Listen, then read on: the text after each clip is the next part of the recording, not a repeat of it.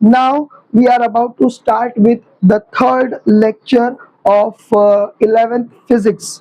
ठीक है, chapter number 1, page number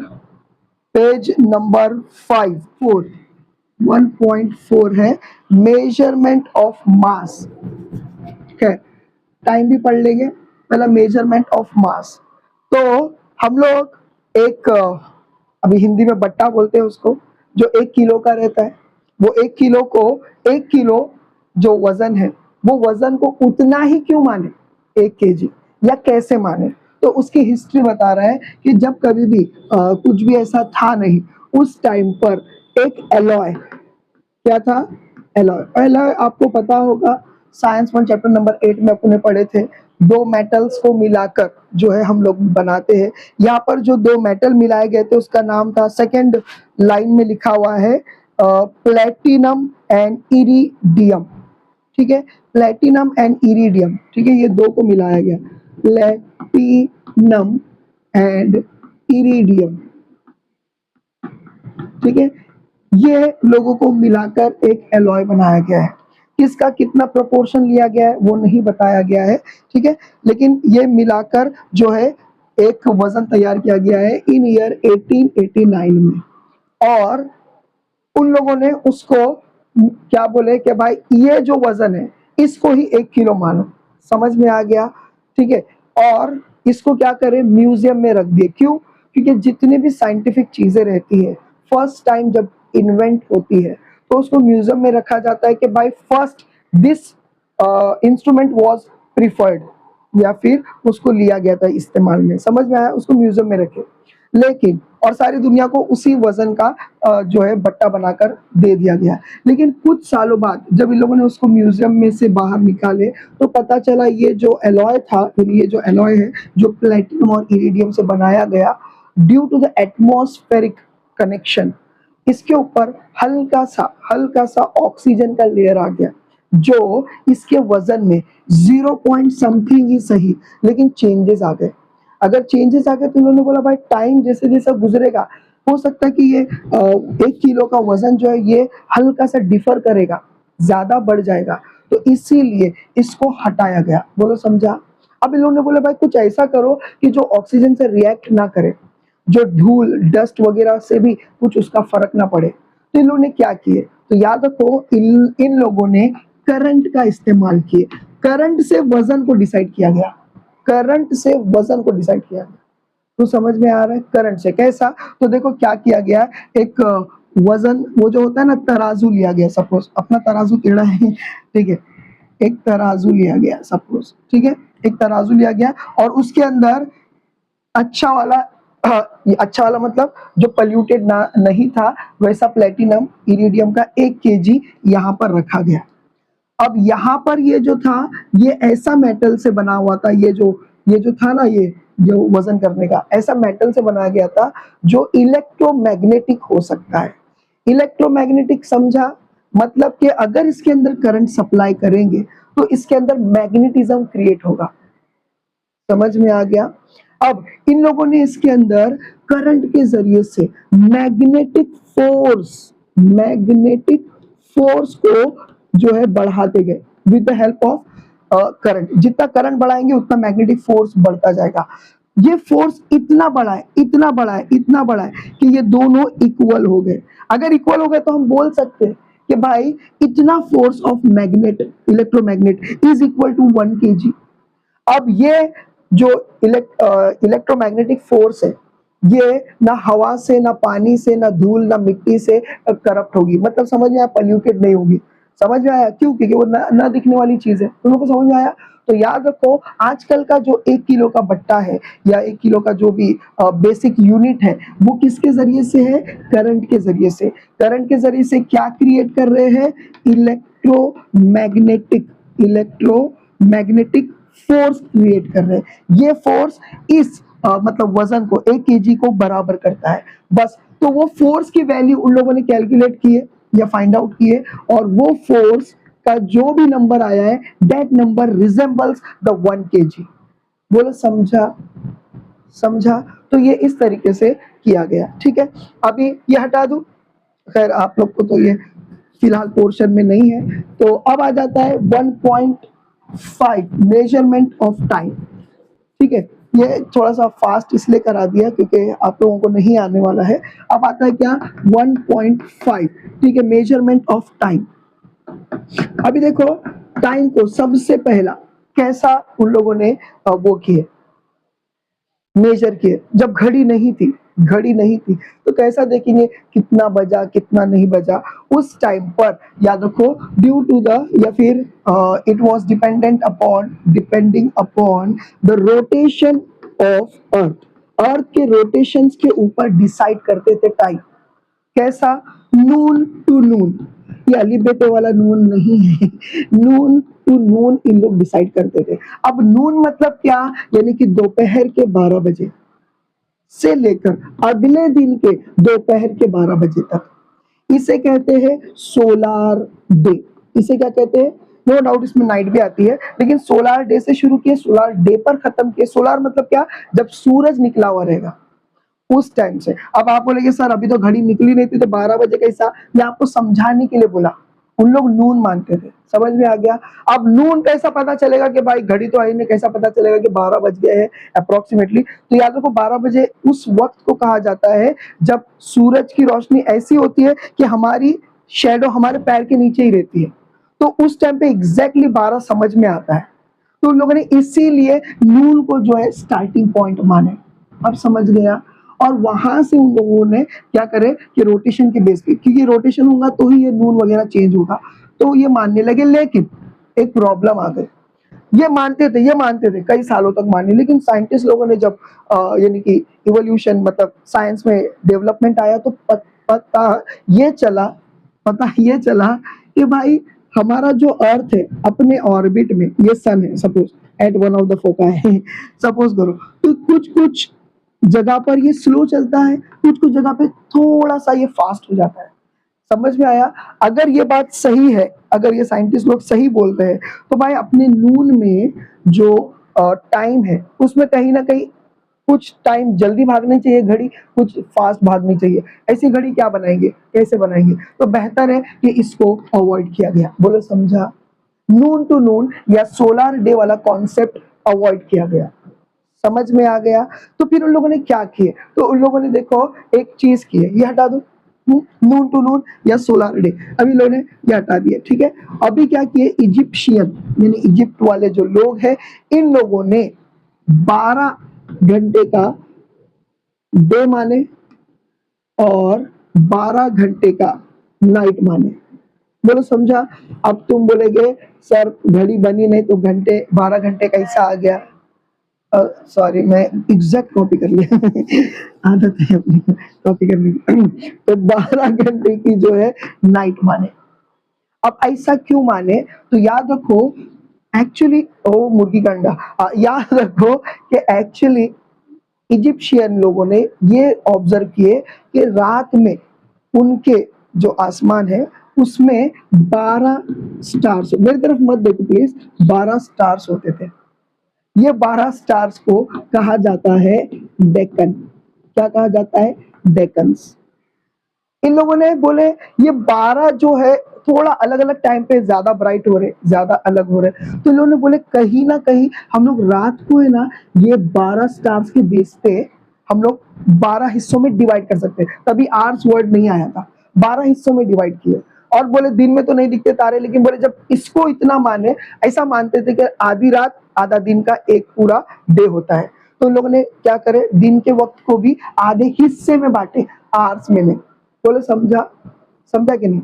लेकिन आहिस्ते फिर भी ये ज्यादा इतना अच्छे से नहीं चला। फिर उन लोगों ने क्या किए, एक वर्ड है सेशियम, बस हो गया 2 मिनट का है, सेशियम, CS सेशियम, अपन ऐसा पढ़े थे, CS पहले ग्रुप में है, ठीक है, हलीना की रब से फरियाद, तो उसमें CS सेशियम, सेशियम 133 करके देखो वहां पर लिखा हुआ है, पेज नंबर 6 पर लिखा हुआ है, सेशियम 133 है ना, सेशियम करके लिखा है। 133 क्या है, इसका एटॉमिक मास नंबर है, दिख रहा है 133 ऊपर लिखा है उसके सर के पास, ये इसका एटॉमिक मास नंबर है। ठीक है, एटॉमिक मास नंबर मतलब कैपिटल A, याद होगा। कोई अच्छी टीचर ने पढ़ाया होगा तो है। तो मैं क्या कह रहा हूँ, सेशियम 133, ध्यान से सुनो, ये है ना, ये एक सर्टन सिचुएशन में वाइब्रेट करता था। कितना वाइब्रेट करता था, तो देखो उसने बोला है वहां पे 9192631770, एक सेकंड में इतना ये वाइब्रेट करता था। अब तभी सेकंड नहीं था, तो इन्होंने क्या करे, ये जो वाइब्रेशन थे, इस वाइब्रेशन को एक सेकंड माने। समझ में आया? और समझ में आ गया, और बोले कि भाई अभी यही बार बार अपन करते रहेंगे। तो समझ में आ रहा है कि नहीं आ रहा है? ऐसा एक सेकंड, ऐसा पूरे नून टू नून कितना ये वाइब्रेट कर रहा है, उसको डिवाइड किए तो पता चला जितना दिन में सेकंड्स रहते उतना, और उस बेसिस पे लोगों ने 24 घंटे का एक दिन माने। बोले समझा? खैर, इस तरीके से ये हो गया। फिलहाल शॉर्टकट में जा रहे हैं अपन। अब शुरू करते हैं हम लोग, क्या बोले जल्दी से, डायमेंशन, जो अब आपके पोर्शन में आ रहा है, और मैं ये कहूंगा कि ये मोस्ट इंपॉर्टेंट, एक और बार बोलता हूँ, मोस्ट इंपॉर्टेंट जो है ये टॉपिक है, डायमेंशंस। शुरू करेंगे, स्टार्ट। देखो, ये जो डायमेंशंस है, ठीक है, उफ, इसके फायदे क्या है, नुकसान क्या है, वो हम लोग आगे देखेंगे। जब हम लोग यूजेस ऑफ डायमेंशन एनालिसिस देखेंगे ना, वो देखेंगे। और उसके कुछ लिमिटेशंस, मतलब क्या, यानी कि वो जो अपन ने पढ़े थे ना, न्यूलैंड्स लॉ ऑफ ऑक्टेव, फिर उसके डिसएडवांटेज बोलेंगे या फिर डिमेरिट्स, तो उसके डिमेरिट्स भी है, वो अपन पढ़ेंगे आगे जाके। लेकिन एनीवे, फिलहाल डायमेंशन, ध्यान से सुना, बिस्मिल्लाहिर्रहमानिर्रहीम। डायमेंशन को याद रखने के लिए आपको कोई भी क्वांटिटी का, फिजिकल क्वांटिटी का फॉर्मूला याद होना जरूरी है। बगैर फॉर्मूले के ऐसा यूनिट नहीं याद रहा, एक बार चल जाएगा। बगैर फॉर्मूले के dimension you can not find. बोलो समझा? एंड सर्टन बेसिक मैथ्स के रूल याद होना जरूरी है। तो dimensions depends upon the formula. समझ आया? डायमेंशन किसके फॉर्मूले पे? फिजिकल क्वांटिटी के फॉर्मूले पे। इसमें सबसे ज्यादा यूज होने वाला, या आपके लेवल के लिए जो सबसे ज्यादा यूज होने वाला जो डायमेंशन है, वो है वेलोसिटी। ठीक है, फिर उसके बाद बस वेलोसिटी है और फोर्स। ये दो चीज को कभी नहीं भूलना। हाँ, यहाँ देखो, वेलोसिटी एंड फोर्स, आपको बहुत ज्यादा बार इसके जरिए से डायमेंशन निकलेंगे। तो समझा? वेलोसिटी एंड फोर्स का डायमेंशन बाय डिफॉल्ट जहन में याद होना चाहिए। उसके बेसिस पे कुछ लोगों के जो है वो निकलेंगे, क्या डायमेंशंस निकलेंगे। इतना समझा? अभी देखो page number 6, right hand side, first paragraph में उसने कुछ नाम दिया है, जैसे कि इसमें एल, फिर उसके बाद एम, फिर उसके बाद टी, उसके बाद के, उसके बाद आई, है ना, ऐसा करके कुछ दिया है। उसके बाद क्या ये सी, है ना, और कुछ है जो मैं भूल गया, नहीं भूला, ठीक है, और ये सी। हाँ, तो मोल का एम है ना, का है, MOL है। हाँ, वही मैं बोल रहा था, समझे क्या? कुछ आता नहीं, कुछ नहीं, ठीक है, MOL, जिसमें एम छोटा है, बराबर है। ये सारी चीजें इसने किया है, इनको हम लोग डायमेंशन में इंक्लूड कर सकते हैं। सब आगे ETC लिखा होगा, कर दे मेरा पोपट। ठीक है, तो ये सारी चीजें लिखा है डायमेंशन में, ये हम लोग लिख सकते हैं। लेकिन जनरली ज्यादातर बस इतने को ही लिया जाता है, क्योंकि most of the physical quantities के फॉर्मूलेज में ज्यादातर ये तीन चीजों का इस्तेमाल है। अगर इलेक्ट्रिसिटी वगैरह का कुछ यूज कर रहे तो आपको आएगा, अगर आप लाइट से रिलेटेड तो आपको कैंडेला वगैरह आएगा, अगर टेम्परेचर से रिलेटेड तो ये आएगा, वो अलग बात है। लेकिन जनरली ये तीन ज्यादा आते हैं, MST नहीं, हाँ, LMT। समझ में आ गया? तो ये याद रखने का। अभी चलो कैसा करते हैं, ये सबको शायद अभी आ चुका होगा, लेकिन फिर भी मैं बता देता हूँ। हटा दो। तो ये याद रखना, LMT, फिर KIC और MOL, मोल। ये सब को डायमेंशन, और डायमेंशन को कभी भी जब हम लिखते हैं तो याद रखो, इसको क्या बोलते हैं? बड़े ब्रैकेट ना, स्क्वायर ब्रैकेट बोलते हैं इसको। समझ में आया? तो ये स्क्वायर ब्रैकेट में ही लिख सकते हैं, आप ऐसा नहीं लिख सकते हैं जैसा अपन ये क्या बोलते हैं इलेक्ट्रॉनिक कॉन्फ़िगरेशन लिखते हैं ना, इलेक्ट्रॉनिक कॉन्फ़िगरेशन लिखते हैं ना, तो ये ऐसे ब्रैकेट्स नहीं चलेंगे, वो इलेक्ट्रॉनिक कॉन्फ़िगरेशन के लिए।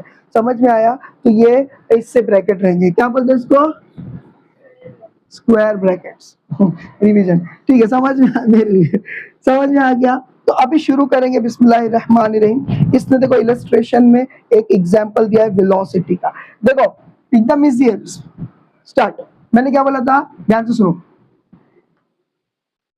वेलोसिटी, हाँ, मैंने क्या बोला था, दो चीजें जरूरी है डायमेंशन के लिए, एक है फॉर्मूला इसका, फिजिकल क्वांटिटी का फॉर्मूला, और दूसरा होता है basics of maths. Basics of maths होना जरूरी है, नहीं तो फिर नहीं होएगा तुम्हारे से डायमेंशन। सबसे पहला वेलोसिटी, अब क्या है सबसे पहला formula, what is formula of velocity? Velocity is equal to distance, या यहाँ पर अभी फिलहाल हम लोग डिस्प्लेसमेंट बोलेंगे, लीगली देखा जाए तो displacement is the correct formula, ठीक है, अपॉन टाइम। हो गया, चलो अब हम लोग को क्या करना है, ध्यान से देखो। Displacement, displacement is nothing but what, it is a length, it is a length. Physical quantity क्या है ये, यानी कि ये फिजिकल क्वांटिटी क्या है, लेंथ है। टाइम क्या है, नहीं मैं यूनिट नहीं पूछ रहा हूँ यूनिट नहीं पूछ रहा हूँ, समझ में आया? तो इसका यानी किस में मेजर किया जाता है, ऐसा यूनिट में, तो उसको इसमें, है ना, समझ में आया कि नहीं? अब ध्यान से सुनो मैं जो कहने जा रहा हूँ। अब लिखेंगे वेलोसिटी, वेलोसिटी का डायमेंशन कैसे लिखेंगे हम लोग, एल एम टी, कोई कॉमा कोई हाइफन नहीं है, इसमें गैप है, ठीक है। लेंथ कितनी दिख रही है आपको, एक, ठीक ठीक है, तो देखो यानी, या फिर मैं ऐसा लिख देता हूँ, लेंथ कितनी दिख रही है आपको, एक। खाली एल लिखेंगे तो भी चलेगा क्योंकि ये दोनों जीरो है, तो कोई बात नहीं, जो जीरो है उसको नहीं लिखेंगे, बोलो जीरो, अगर लिखेंगे तो भी, यानी नहीं लिखेंगे तो भी चलेगा, जीरो वाले। आई इतना हो गया, अपॉन टाइम, अपॉन टाइम। तो अभी देखो L zero, M zero, T one, इतना समझा? अरे समझा कि नहीं? अब इसको ऊपर लेकर आएंगे, अगर इसको ऊपर लेकर आएंगे तो ये क्या बन जाएगा बोलो, L one M zero T, खत्म। वेलोसिटी का ये डायमेंशन है, एक बार देख लो, नहीं देखना पड़ेगा, देखना ही पड़ेगा, देखो। और ये रट लो, ये रट लो, मैंने बोला वेलोसिटी एंड फोर्स का बार बार किसी दूसरे फिजिकल क्वांटिटी के डायमेंशन के लिए बार बार इस्तेमाल में आने वाली चीज है, तो इसलिए उसको रट लो। समझ में आ गया? तो ये याद रखो, ठीक है। तो आपको फॉर्मूला मालूम होना चाहिए, ऐसा यूनिट का कोई लेना देना नहीं है डायमेंशन से, यानी उतना नहीं, ठीक है। और ये लेंथ होता है, सर लिखे नहीं, बुक में लिखा हुआ बोलेंगे अभी आप। समझ में आ गया? तो इस तरीके से, और इसको ऊपर लेंगे इसलिए टाइम में इनवर्स वाली साइन आ जाती है, मतलब माइनस वाली आती है, ठीक है। इसके बाद आता है क्या, ये dimension of, dimensional formula of velocity gradient. Velocity gradient क्या है ये आप लोगों को नहीं मालूम होगा, नहीं मालूम होगा। पहली बात तो ग्रेडियंट क्या है बोलो, मैं यही कह रहा हूँ ना, 10th में नहीं था ना, नहीं तो तुम लोग यूं बोल दिए होते। अच्छा ये हटा दूं, तो याद रखो वेलोसिटी का मैं यहाँ लिख के रखता हूँ क्योंकि बार बार काम आने वाला है। L1 M0, M मतलब मास, L मतलब लेंथ, मास, और ये टाइम, ठीक है, ये -1, ये वेलोसिटी का फॉर्मूला है। और इस ब्रैकेट को क्या कहते हैं, स्क्वायर ब्रैकेट, भूलना नहीं है प्लीज, हाँ तुम लोग नहीं जानते, ठीक है। अभी देखो वेलोसिटी ग्रेडियंट जो होता है, याद रखो, ये बार बार याद दिलाने के लिए, वेलोसिटी ग्रेडियंट जो होता है, याद रखो ये क्या होता है, ग्रेडियंट मतलब एकदम सिंपल भाषा में,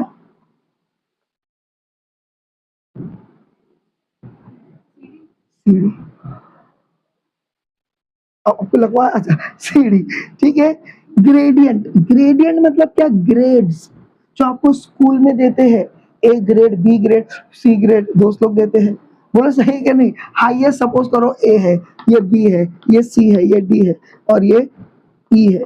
समझ में आया? ये ग्रेड है, ये लोएस्ट है, ये हाईएस्ट है।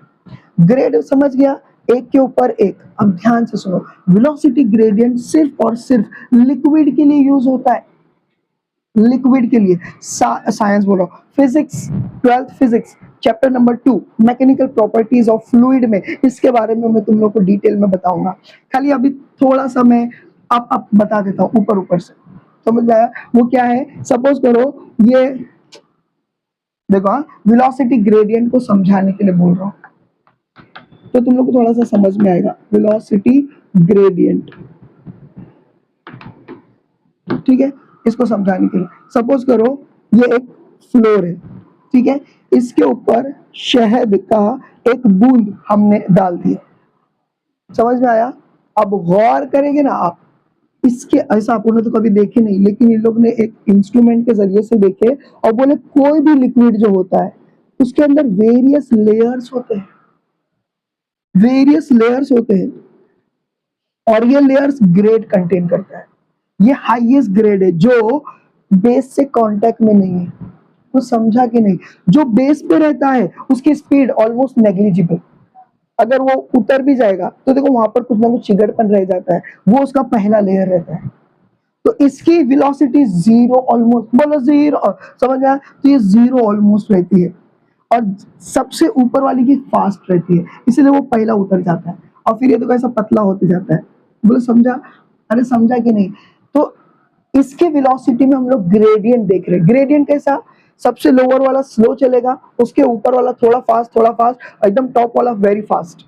तो क्या हो रहा है, हम लोग वेलोसिटी में ग्रेडियंट देख रहे हैं। ग्रेडियंट मतलब समझ गया कि है ना, लोअर टू हाईएस्ट या हाईएस्ट टू लोअर, इसीलिए उसको ग्रेडियंट, ग्रेडियंट लिख दो सीडी, समझ में आ गया? अब उसका कुछ फॉर्मूला है, फॉर्मूला क्या है, वेलोसिटी अपॉन डिस्टेंस, यही है ना?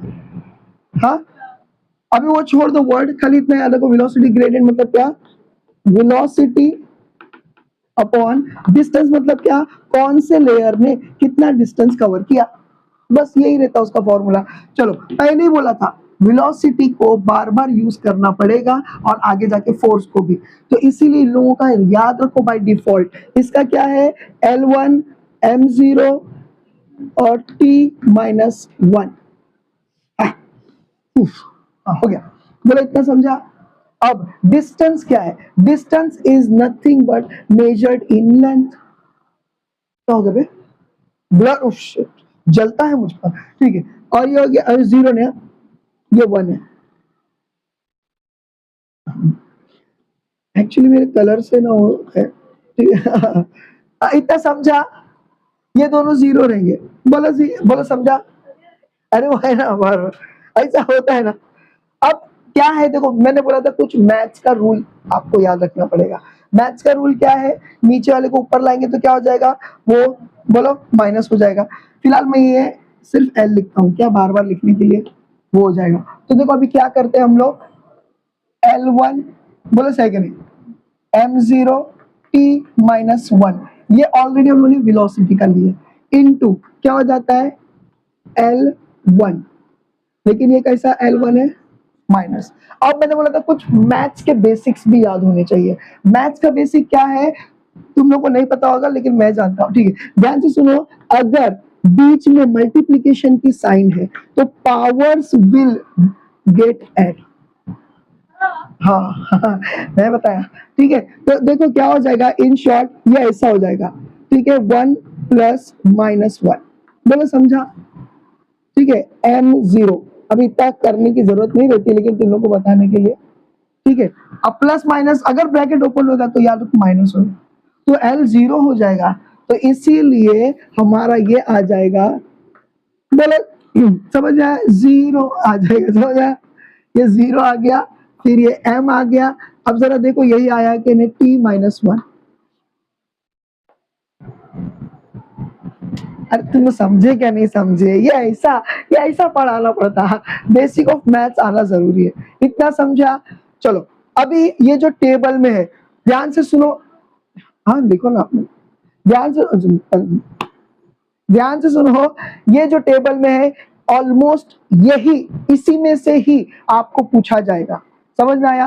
पीछे एक्सरसाइज में कुछ दिया है क्या, इसका डायमेंशन फाइंड आउट करो, अगर दिया होगा तो फिर उसका भी पूछा जा सकता है, otherwise most of the colleges will give the same table में से ही देंगे, सेम क्वांटिटीज, समझ रहा कि नहीं? मिला नहीं है ना, तो छोड़ दो।